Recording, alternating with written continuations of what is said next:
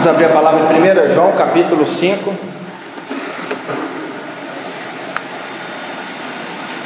Vou ler com os irmãos o versículo 1, 2, 3, 4 e 5. Diz assim: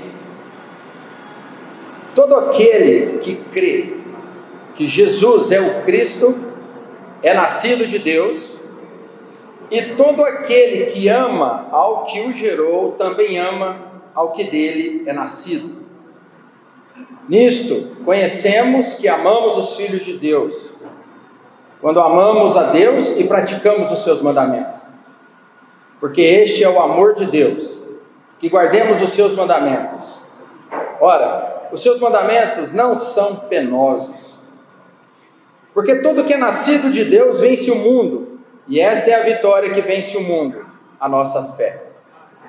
Quem é que vence o mundo, senão aquele que crê ser Jesus, o Filho de Deus? Amém. E aí, irmãos? Nós estamos chegando ao final desse estudo, das cartas e epístolas de João. E ele começa dizendo aqui que todo aquele que crê que Jesus é o Cristo é nascido de Deus. O que seria crer? Se tem aí várias definições da palavra crer, a mais simples de você compreender é crer é receber. Quando você está doente, com uma dor de cabeça, um mal-estar qualquer, aí eu chego para você e te apresento um remédio que cura aquele problema seu e falo: você crê que esse remédio resolve o seu problema? Você fala: creio. Adianta você acreditar e o remédio continuar comigo? Não. O que você tem que fazer? Receber. Eu creio, me dá aí. Coloca para dentro. Só coloca para dentro. Aí daí para frente não é mais com você, aí é com o remédio. Aquele que crê que Jesus é o Cristo, aquele que recebeu, colocou o Senhor para o seu coração. A palavra fala, é nascido de Deus. Aquele que recebeu um dia, nasceu de novo. Você um dia nasceu do seu pai e de sua mãe, mas um dia, no tempo, você nasceu do alto. O dia que nós recebemos o Senhor para dentro de nós, nós nascemos do alto. Quem recebeu Cristo, nasceu de novo. O que é ser nascido de Deus? Quando Cristo conversou ali com Nicodemos não entendeu nada. Ficou assim: como? Como é que pode voltar para o ventre da mãe, nascer de novo, sendo velho? Nosso ser, irmãos, nós somos compostos de 3 partes: corpo, alma e espírito. E quando nós nascemos de novo, é o ato da regeneração do nosso espírito. É quando você recebe Cristo para dentro do seu espírito, lá no seu homem interior, aquele espírito que estava apagado, aí ele ganha vida. Se você olha o mundo aí fora, o espírito daqueles que não receberam o Senhor está apagado. Eles têm o espírito humano? Tem. Mas falta-lhes ainda o Espírito de Deus. Nós, quando cremos no Senhor, fomos reavivados no Espírito. Ou seja, nós fomos regenerados, gerados novamente. O Espírito Santo entrou para dentro do seu espírito humano. E você se tornou um nascido de Deus. É aquele que foi gerado do alto. Não é um nascimento aqui de baixo. Quando você vê lá no Evangelho de João, lá no capítulo 1, versículo 11... 12 e 13, quando João está escrevendo, ele diz assim: veio para o que era seu, mas os seus não o receberam. Mas a todos quantos o receberam, o que aconteceu com eles? Deu-lhes o poder. Olha só, foi dado àquele que recebeu Cristo o poder. Você já leu essa palavra? Poder. Poder de quê? De serem feitos filhos de Deus. Você recebeu e foi dado a você o poder. Isso é uma obra, irmãos, extremamente poderosa. O seu nascimento não foi qualquer coisa. Se o nascimento humano já não é qualquer coisa, se você vê na ciência como que funciona, você já fica encantado. Agora imagina o seu nascimento espiritual. Aquilo foi assim, um espetáculo que ocorreu. Foi dado a você o poder de ser feito filho de Deus. A saber, os que creem no seu nome, os quais não nasceram do sangue, nem da vontade da carne, nem da vontade do homem, mas de Deus. Você nasceu de Deus. Isso foi algo que originou-se em Deus. O seu nascimento não originou em você, não originou em mim. Eu não tenho participação nisso. Eu vou fazer algo para nascer de novo. Irmãos, isso teve origem no céu. E do céu foi dado a cada um de nós que o recebeu. Então a primeira coisa, irmãos, que ocorre na vida do cristão é um novo nascimento. É por meio desse novo nascimento que tudo que é de Deus se torna possível para você e para mim. Você já viu que o mundo te considera louco? O Evangelho, a palavra de Deus fala que ela é loucura para os que se perdem. É por isso. Porque para que você possa receber, compreender, desfrutar e vivenciar a palavra, as coisas de Deus, você precisa nascer de novo. Você precisa ser introduzido naquela esfera do reino. Aí você desfruta, né? Aí você passa a entender aquilo. Se não for nascido, irmãos, é tudo loucura. Por isso que o nascimento, esse novo nascimento, é o que torna acessível tudo que Deus é, para mim e para você. E esse novo nascimento, ele nos introduz numa questão chamada de reino. Quando você nasceu de novo, você foi introduzido no reino. Quando Cristo estava conversando ali com Nicodemos, em João 3, o Senhor falou assim, 3:3, a isto respondeu Jesus, em verdade, te digo, que se alguém não nascer de novo, não pode ver o reino de Deus. Se não nascer de novo, não pode ver o reino de Deus. Aí o Nicodemos falou, como alguém pode nascer de novo sendo velho, né? Pode porventura voltar ao ventre materno e nascer uma segunda vez? Aí Cristo fala, no 5, respondeu Jesus, em verdade te digo, quem não nascer da água e do Espírito, não pode entrar no reino de Deus. Se você não nasce de novo, você não pode ver. Se você não nasce do Espírito e da água, você não pode entrar. Você percebe que ver é uma coisa, entrar é participar. Sabe quando você vai chegando num lugar? Primeira coisa, você vê. Segunda coisa, você entra. O Senhor não nos permitiu apenas contemplar, o Senhor permitiu a gente desfrutar. Isso é hoje. Isso é agora. Claro, irmãos, que em breve nós vamos entrar no reino como sua plena manifestação. Isso é fato. Nós estamos aguardando esse momento. Em breve o Senhor vai vir julgar a sua igreja e nos introduzir no reino. Que reino, André? Se nós já estamos na manifestação desse reino. Mas hoje, você e eu, nós já podemos desfrutar dessa realidade. Da realidade do reino. Desfrutar onde? Na sua vida, irmão. No seu viver. No seu viver. Por isso que todo aquele que crê que Jesus é o Cristo, é nascido de Deus. Versículo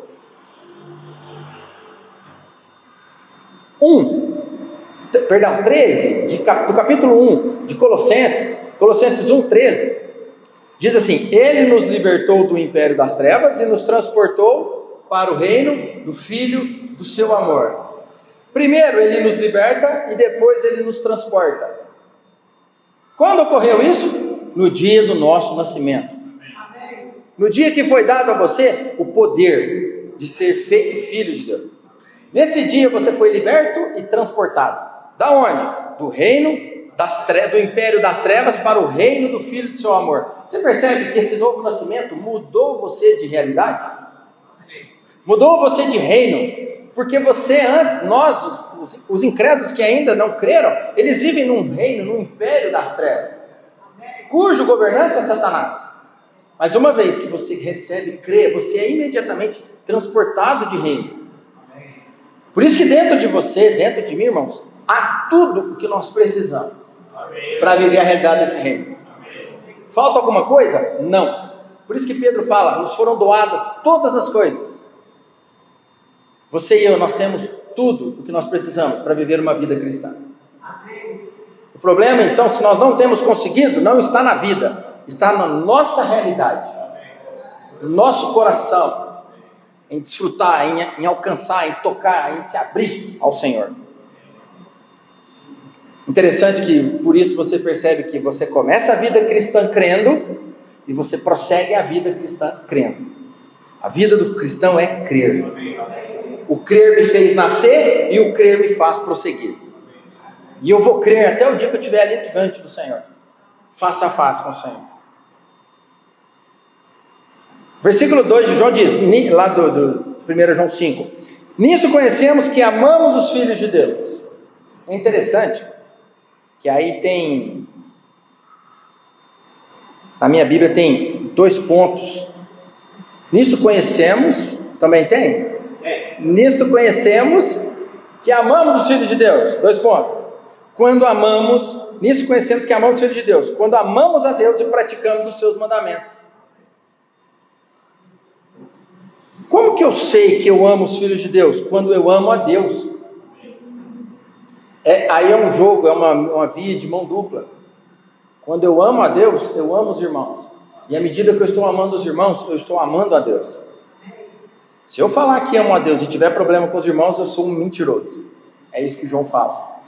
Agora, por outro lado também, é impossível, de fato, se eu amo o Senhor, não conseguir amar os irmãos. Se eu estou com problema com os irmãos, é porque há um problema no meu coração, na minha relação com Deus. Se eu guardo mágoa do Maurão, se eu tenho um problema com o Maurão, que eu não tenho acesso, que eu tenho dificuldade, que eu vejo ele finjo, deixa ele ali, finjo, vou para cá, isso é porque eu tenho um problema no meu relacionamento com Deus. Pode ter certeza. Pode ter certeza. Se eu tenho um problema com o Mauro, as minhas orações não são extremamente sinceras. Se eu tenho um problema com o irmão, as minhas orações são reservadas. Eu ainda não estou sendo aquele coração rasgado diante do Senhor. Porque na hora que eu me abrir diante de Deus, se eu tenho alguma coisa com qualquer irmão, vai ser resolvido. Ou eu vou perdoar, ou eu vou procurar o irmão para tratar, alguma coisa vai se fazer para que aquilo suma, irmãos. É impossível que isso sirva de termômetro no nosso coração. Termômetro no nosso coração. E o fato de nós amarmos os irmãos demonstra se nós praticamos ou não os mandamentos do Senhor. A gente gosta de fazer muita coisa para Deus, né?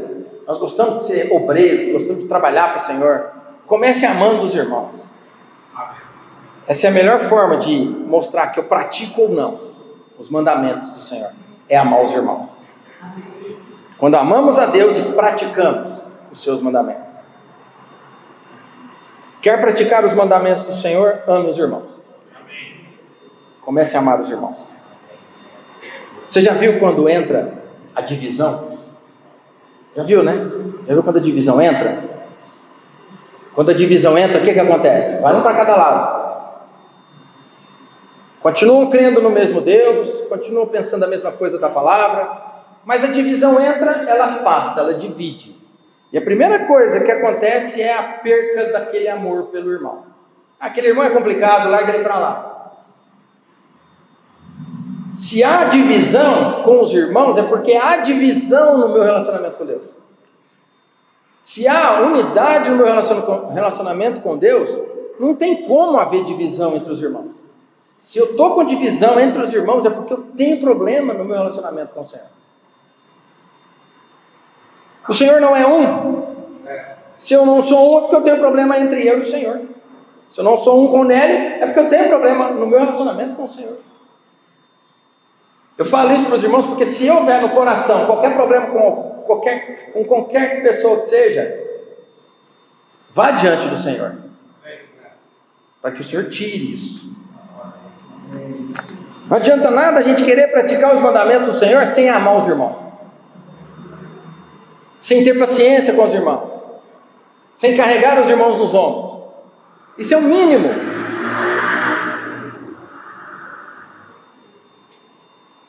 Se nascemos de novo, nós temos o amor de Deus. Amém. Agora, se esse amor não está sendo fluido, é porque está com um problema aqui, e não em Deus. O problema está em mim.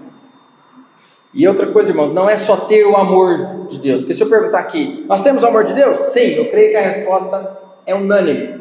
A questão não é só ter o amor, porque se nós nascemos, de fato nós temos. A questão é expressar o amor, é manifestar o amor. Amor nós temos, mas ele é manifestado? Ele é expressado? É essencial que o amor de Deus em nós seja manifestado. Essa é a característica mais marcante da igreja, é o amor. A espiritualidade da igreja é vista no amor. A unidade da igreja é vista no amor. O crescimento de vida da igreja é visto no amor. O amor é a base, é o termômetro de tudo na vida cristã. Se há problema no amor, se há divisão, pode parar, para tudo. Para, volta, arrepende que tem alguma coisa. Não adianta querer prosseguir daí para frente, se não resolver essa questão. Cuidado para que o amor que a gente às vezes queira manifestar seja natural. Que seja o amor do alto, e não natural. Porque se for natural, ele dura só 2 dias, 1 dia, meia hora. Logo vai ser manifestado que aquilo não é do Senhor. A palavra fala assim, Cristo falou que com a multiplicação, que por se multiplicar a iniquidade, o amor de quase todos se esfriaria. O amor se esfriar é uma característica da multiplicação da iniquidade. E nós sabemos que o espírito da iniquidade já opera. Não é assim que Paulo fala? O espírito da iniquidade já opera. Nós, para resistirmos a isso, precisamos do amor. Então eu preciso do contato com Deus constante. E olha que interessante, 1 João 4,17 diz: nisto é em nós aperfeiçoado o amor. Olha que interessante agora. Para que no dia do juízo mantenhamos confiança, pois segundo Ele é, também nós somos neste mundo. Como é que você pode manter a confiança no dia do juízo? Deixando o amor de Deus ser aperfeiçoado em você. Olha que interessante o versículo. Nisso é em nós aperfeiçoado o amor, para que no dia do juízo mantenhamos confiança. Você quer ter confiança no dia do juízo? Quem não quer? Imaginou o dia que nós chegamos diante de Cristo, no juízo, no tribunal de Cristo? Eu quero estar confiante naquele dia. E para isso acontecer, o amor precisa ser aperfeiçoado. Esse amor que já está em você. Ele não vai entrar um dia não. Já está em você. Porque você já nasceu. E essa palavra, tenhamos confiança. Essa confiança é ousadia no falar. Chegar lá diante de Cristo e ter ousadia no falar. Não é como fala em outra porção de João, sair envergonhadamente. Não, é chegar diante de Cristo no dia do juízo e ter ousadia no falar. É a conduta pela qual alguém se torna notável. É isso que essa palavra, tenhamos confiança, quer dizer. Mas para que isso seja real naquele dia, o amor precisa estar sendo aperfeiçoado em nós. Dia a dia. E esse amor só é aperfeiçoado, irmão, se nós experimentamos, se nós deixamos, se a gente se abre ao Senhor, se nós formos até o Senhor, se a gente rasgar o coração até o Senhor. E esse julgamento que o Senhor vai nos julgar logo, logo, não é um julgamento para perdição, é um julgamento para galardão ou punição. Não é para condenação, é para galardão ou punição. Então nesse dia eu quero estar confiante, porque o amor de Deus foi aperfeiçoado em nós. O versículo 3 de 1 João 5: porque este é o amor de Deus, que guardemos, tem 2 pontos aí também, que guardemos os seus mandamentos. Ora, os seus mandamentos não são penosos. Qual que é o amor de Deus? que guardemos os seus mandamentos. O versículo fala, porque este é o amor de Deus. 2 pontos. Que guardemos os seus mandamentos. Quando há no nosso coração guardar os mandamentos do Senhor, é porque há amor. Quando você vai aí na segunda-feira e começa a ser entulhado de pressão, de pensamento, de angústia, porque a vida, o tempo todo nos bombardeia de ansiedade, a tendência no coração é às vezes largar a mão daquilo que agrada a Deus, é largar a mão daquilo que o Senhor quer que a gente pratique, ou quer que a gente viva. Se a gente faz isso, significa que nós estamos largando os mandamentos do Senhor. Mas quando nós amamos a Deus, a gente não consegue fazer isso. Ou seja, a gente guarda o temor. Isso é porque nós amamos a Deus. Se Satanás conseguir atrapalhar o meu amor a Deus, ele atrapalha toda a minha vida cristã. Porque a primeira coisa que eu vou perder é o temor, a simplicidade, a pureza. Daí a necessidade de preservar essa comunhão, para que esse amor seja fluido sempre. E interessante que o versículo fala, ora, os seus mandamentos não são penosos. Lá em Mateus 11, o Senhor falou assim, vinde a mim, todos vós que estáis cansados, sobrecarregados, que eu vos aliviarei. Aprendei de mim. Aí ele fala assim, olha, porque o meu fardo é suave e o meu jugo é leve. Meu jugo é suave e o fardo é leve. É isso que o Senhor tem para mim e para você. É leve, irmãos, é suave. Por isso que aqui fala, não são penosos, não são pesados. Por que às vezes o sentimento que dá é, puxa, mas ser cristão é difícil demais. Ser crente nesse tempo que nós vivemos é muito difícil. É porque eu estou querendo ser cristão em mim mesmo, na minha capacidade de resistir ao pecado.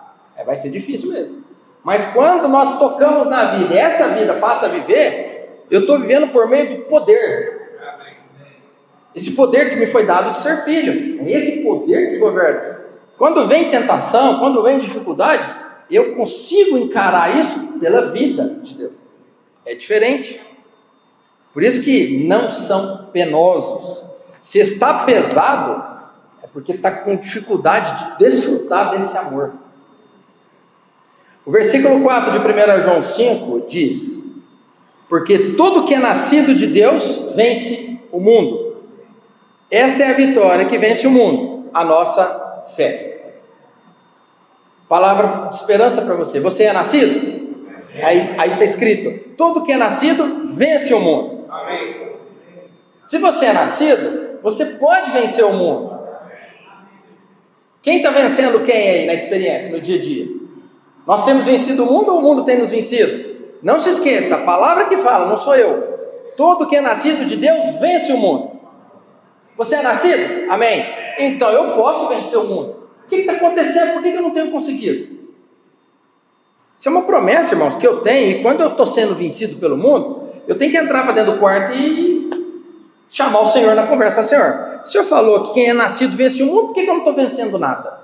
Tem alguma coisa errada comigo, Senhor. Eu quero que essa vida vença.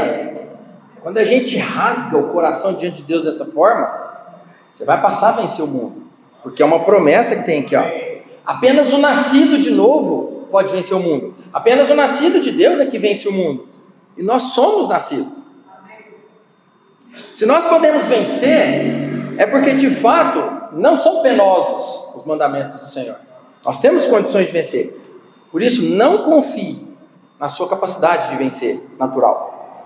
Não confie no seu esforço de vencer. Deixa comigo que eu dou conta. Não, confie no Espírito. Confie na vida de Deus que está dentro de você. Exercite o seu Espírito para vencer aquilo que talvez esteja sendo um obstáculo. Quando nós exercitamos o Espírito, nós vemos que todas as nossas habilidades humanas são subjugadas por esse poder da vida. E aí quem passa a viver é Ele, é o Espírito. Nós somos, irmãos, constantemente rodeados por tentação, não somos? É o tempo todo rodeado por tentação. O tempo todo pressionado com pensamentos de ansiedade, depressão, pânico. Só a vida de Deus é que vence isso. É só a vida de Deus. Não acha que é o dinheiro, porque não é o dinheiro.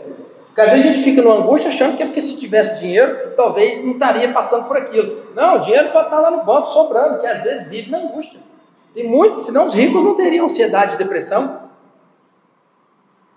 Não confie no dinheiro, não confie na saúde física, não confie na habilidade, confie no poder do Espírito que está dentro de você.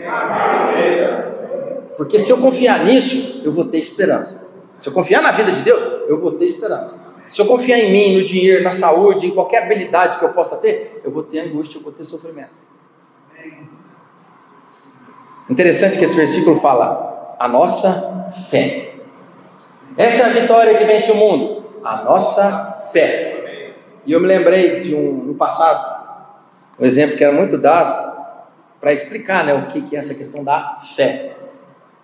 Que é aquela questão do interruptor. Olha esse salão, todo iluminado, claro, bem iluminado, muita luz. Nós temos aqui nesse salão energia e nós temos nesse salão lâmpadas. Só que se eu for ali naquele interruptor e desligar a chave geral, vai ficar um breu. Mas o salão continuará tendo lâmpada, o salão continuará tendo energia. Mas eu fui lá e desliguei uma coisinha chamada interruptor. Irmãos, você tem dentro de você a vida. Você tem dentro de você a energia. O poder que Deus te deu de ser feito filho. Você já tem. Isso aí pode vencer tudo que tem aí fora. Mas às vezes falta a fé, que é o interruptor, que é o meio utilizado para ligar e unir a eletricidade na lâmpada. Trazer a expressão daquilo que está invisível. A fé é aquilo que faz a virada da chave para você romper com o pânico, com a ansiedade, com o desespero, o medo, qualquer outra situação que tenha levado você talvez para o buraco. Eu já falei isso para os irmãos, é sempre bom a gente lembrar das nossas experiências. Eu estava debaixo de uma angústia, um período, uma pressão, uma ansiedade, eu não conseguia sair daquilo. E eu sabia que aquilo estava errado, não pode continuar dessa forma, eu sou crítico. Como é que eu vou viver assim? Está errado, Senhor, eu sou cristão. Não é possível, eu tenho a vida de como é que eu estou andando desse jeito? Um dia eu fiquei nervoso. Era de manhã, sozinho em casa, lendo a Bíblia. Eu falei, não vai, não.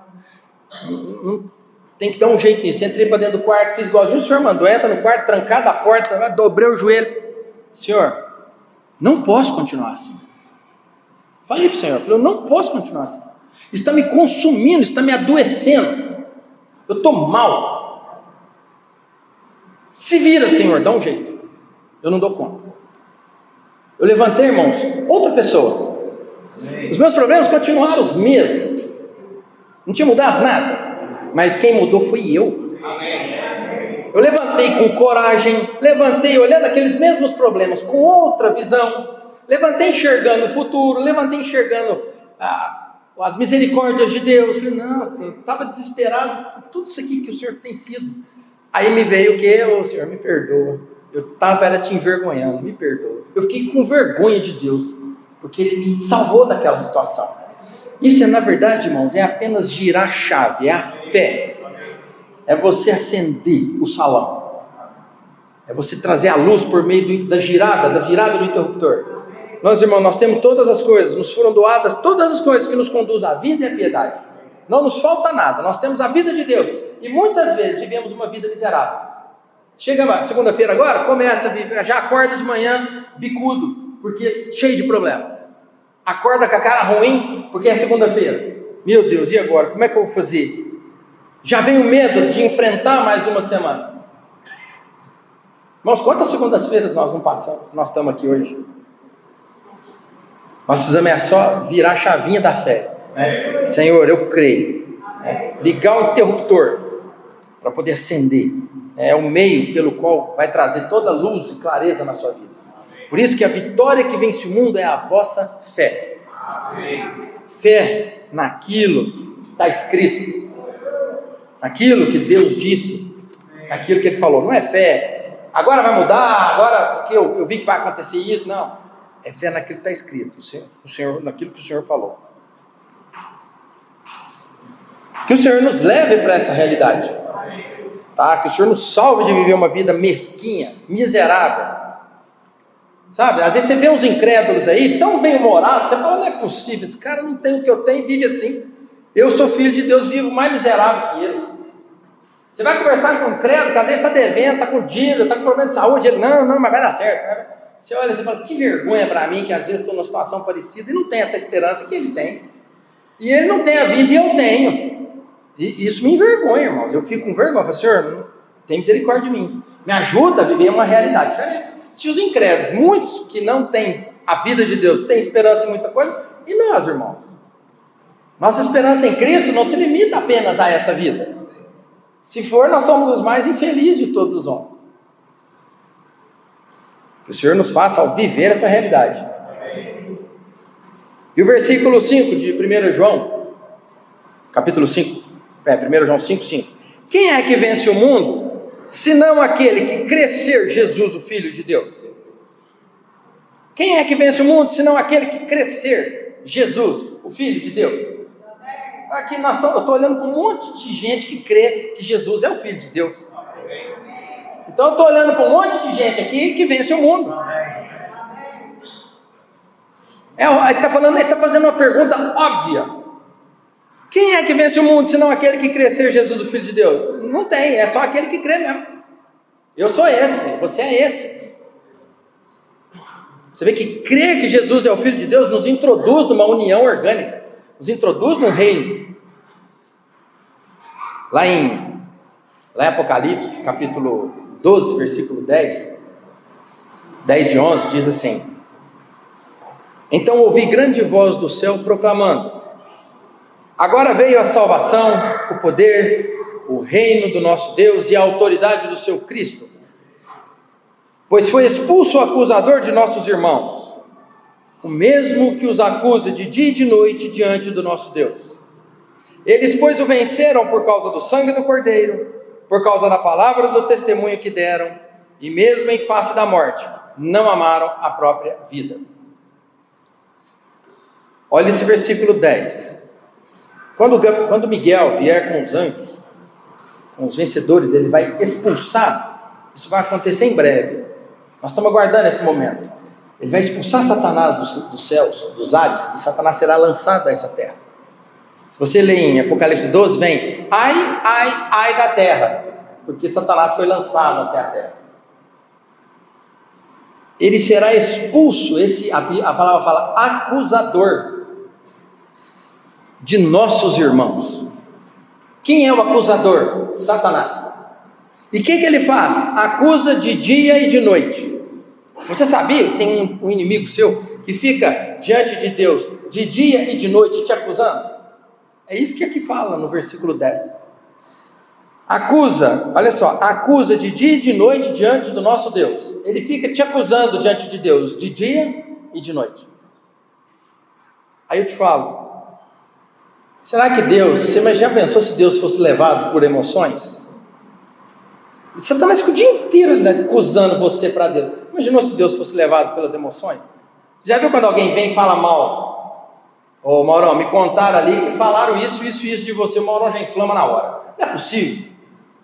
A gente já tem essa tendência. Mas não é possível que falaram isso de mim. Não é possível. A gente se inflama por uma simples coisinha que a gente ouviu falar a nosso respeito.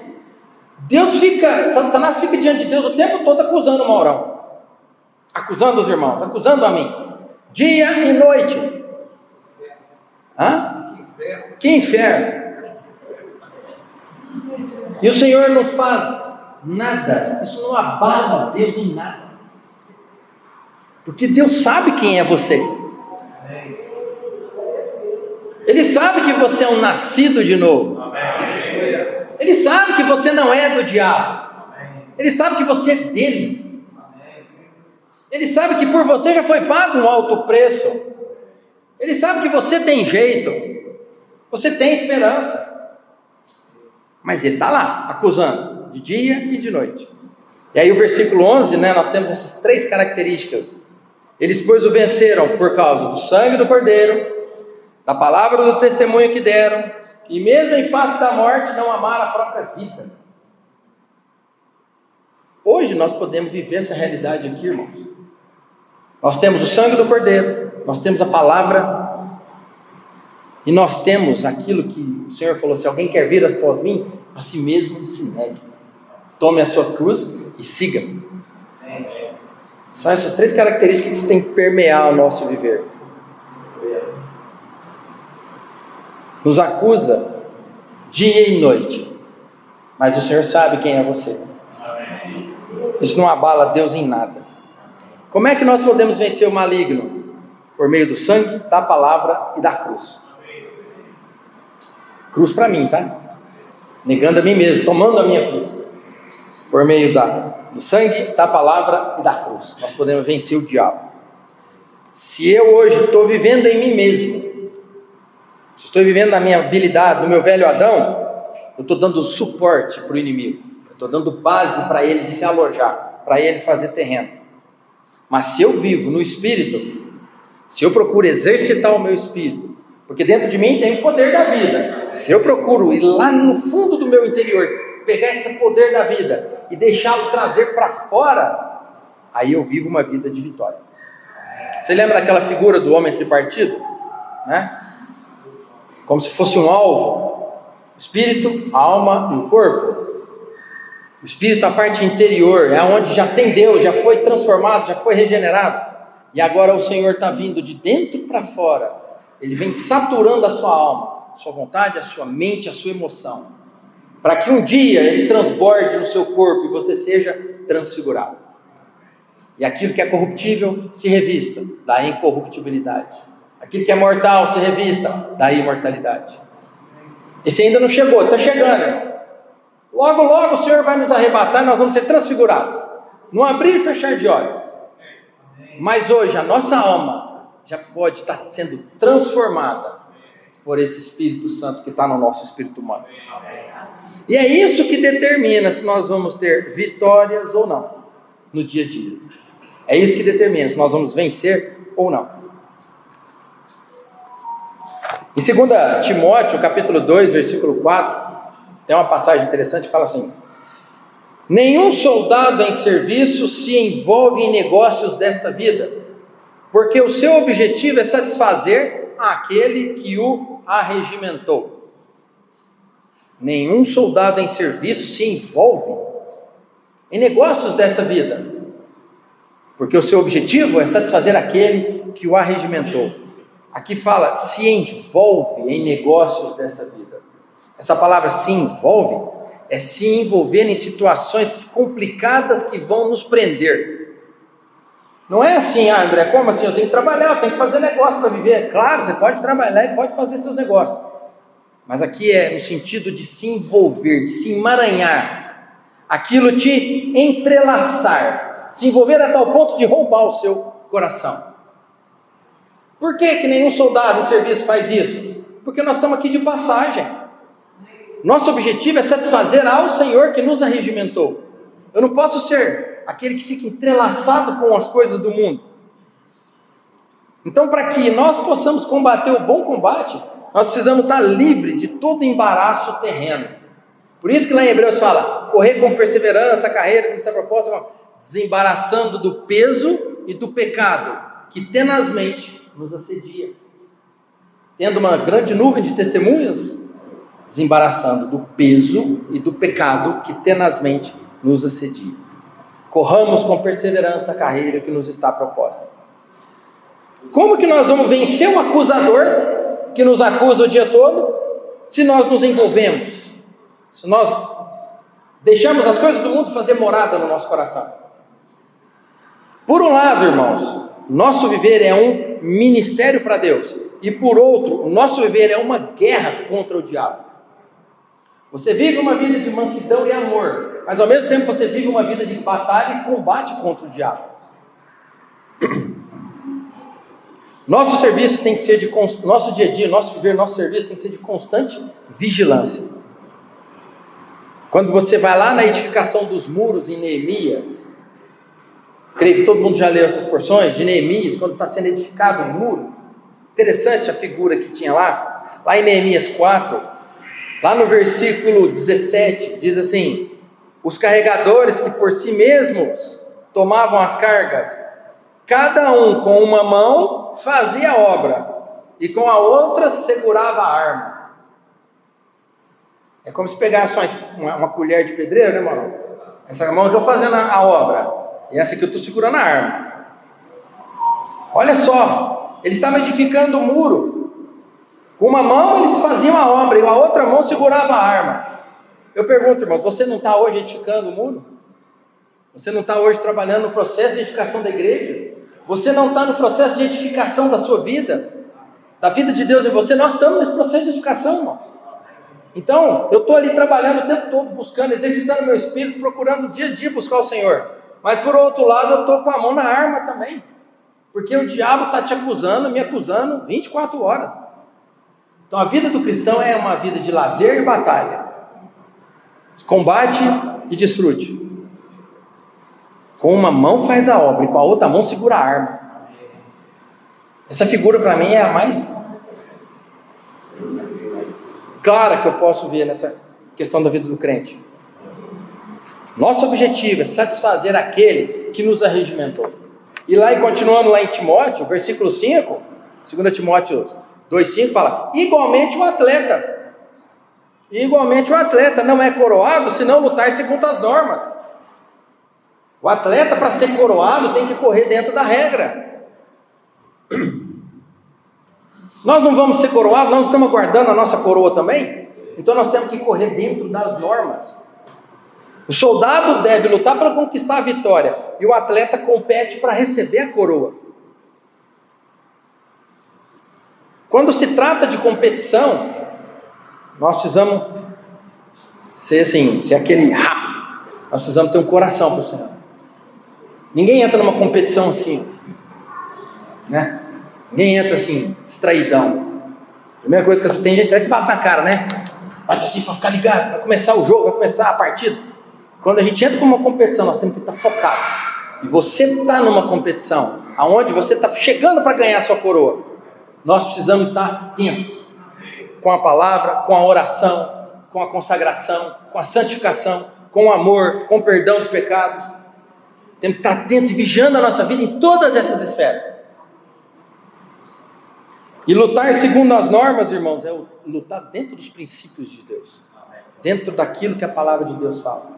Eu não posso lutar do jeito que eu acho que tem que lutar. É lutar conforme o Senhor deixou escrito para nós. E o versículo 6 de 2 Timóteo 2 fala: o lavrador que trabalha deve ser o primeiro a participar dos frutos.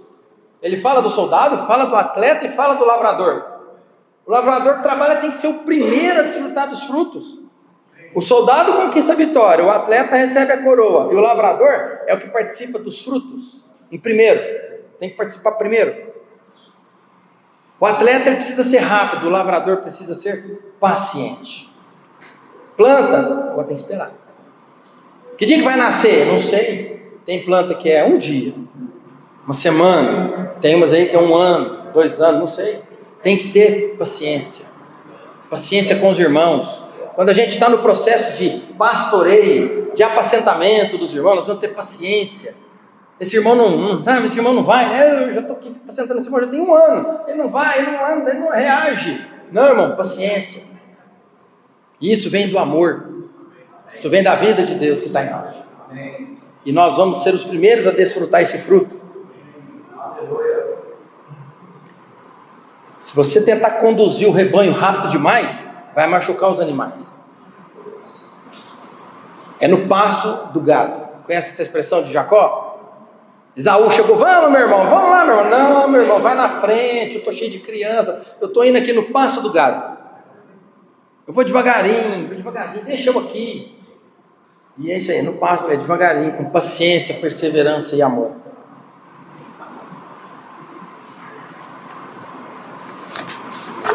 Queria só terminar para fazer uma oração com os irmãos. Nós lemos porções aqui que nós já talvez conhecemos de cor. 1 João 5, de 1 a 5, versículos que nós já temos ouvido bastante. Mas que seja para trazer uma realidade para nós.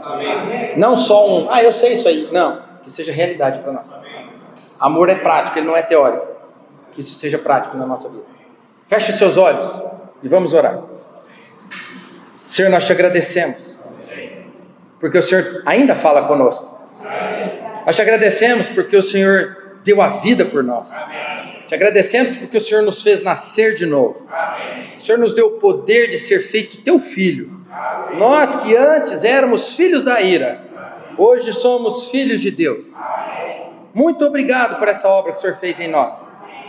Nosso desejo, o desejo do nosso coração é ver isso dia a dia. O Senhor tire o véu do nosso coração. Tire a dificuldade de crer, para que a gente possa te desfrutar com clareza. Porque o desfrute da tua pessoa nos fará cada vez mais vitoriosos. E em breve estaremos diante do Senhor. E nesse dia queremos ter confiança. Por isso, obrigado por ainda se dispensar e falar a nós. Continua abençoando a tua igreja, nos levando à frente, aguardando o teu retorno. Jesus é o Senhor. Amém.